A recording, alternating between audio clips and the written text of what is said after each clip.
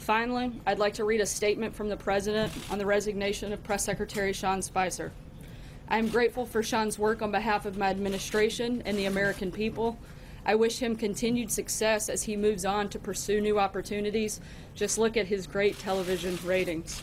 Sean will continue to serve the administration through August, and the President has also appointed Anthony Scaramucci as Communications Director, and I have a statement on Anthony's appointment as well. Anthony is a person I have great respect for, and he will be an important addition to this administration. He's been a great supporter and will now help implement key aspects of our agenda while leading the communications team. We have accomplished so much, and we are being given credit for so little. The good news is the people get it, even if the media doesn't. And I'd like to bring Anthony up to say a few words and take a few questions. And as always, I'll be back after that to answer any follow-up questions. Thank you. Thank you very much.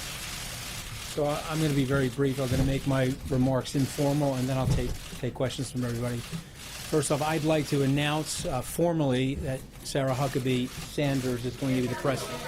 Oh, you can't hear me? I'm sorry. Better? Sarah Huckabee Sanders is going to be the press secretary, and so you can congratulate her after the session. You still can't hear me? No sound? Okay. Better?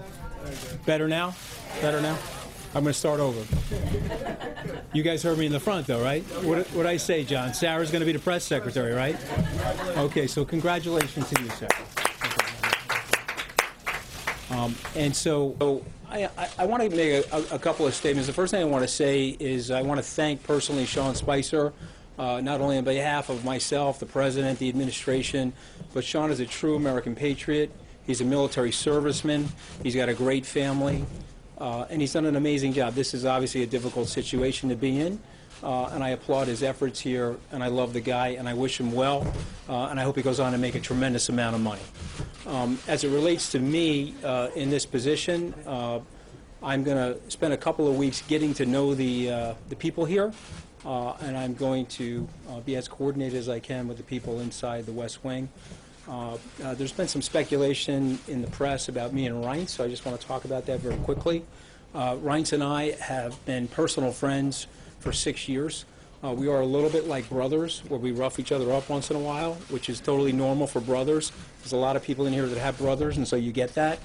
But he's a dear friend. He brought me into the political system. He brought me into the Republican National Committee network. He introduced me to Governor Walker. We've spent many times together socially. A lot of people are not aware about this, but after the Romney campaign, I invited Reince into Skybridge. I think it reflects poorly on Reince that he didn't take my offer to come in and be our chief operating officer. But I say that in jest, obviously. And so what I want you guys to know is that he was my first call this morning.